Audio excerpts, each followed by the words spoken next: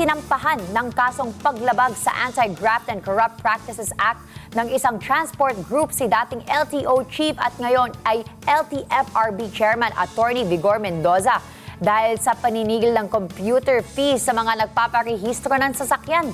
Tinawag namang old at recycled issue ni Mendoza ang aligasyon ng grupo. Ang detalye sa report ni TJ Mendoza.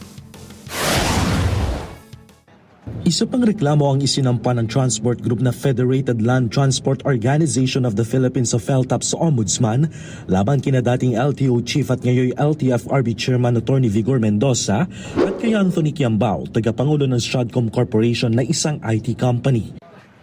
Kaugnayan ng di matapos-tapos na issue ng paniningil ng LTO ng computer fees sa bawat pagpaparehistro o renewal ng lisensya sa kanilang tanggapan.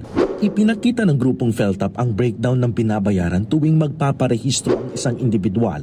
Kita rito ang 169 pesos na halaga ng computer fees na binabanggit ng grupo. Inirereklamo ng transport group si dating LTO Chief Attorney Vigor Mendoza ng reklamong paglabag sa Anti-Graft and Corrupt Practices Act dahil sa tinawag nilang preferential treatment at undue favoritism ng LTO sa Stratcom Corporation, isang IT solution provider. Mula 2023 hanggang ngayon, ang 169 computer fees ay hindi nakakatulong sa mga maliliit na operators ng jeep at mga drivers. Why? Kasi sa pagkakaalam po namin, sa grupo namin, meron na po tayong third-party IT provider na kinontrata ng gobyerno. In fact, umabot pa sa Kongreso.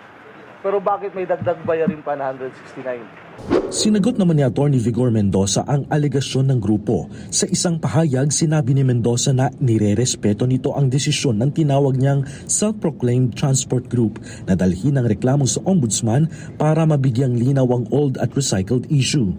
Iisa lang raw ang tiniyak sa pagsasampa ng reklamo. Sabi ni dating LTO chief na hindi ito tungkol sa accountability kundi isang plain and simple desperation to get even. At ang reforma raw noong kanyang panunungkulan sa LTO ay para raw sa isang mas mabilis at komportableng paninilbihan sa mga mamamayan. Para orong-solong talaga, walang malinaw, walang kontekstong malinaw na guidelines. Bakit ganun kung talagang legally tama po ba yung 169? Sinisabing muling inihain ng transport group ang kanilang reklamo dahil tila walang nangyari sa una nilang isinampang kaso noong 2023. TJ Mendoza, para sa mata ng Agila, matatag, matapat, matapat.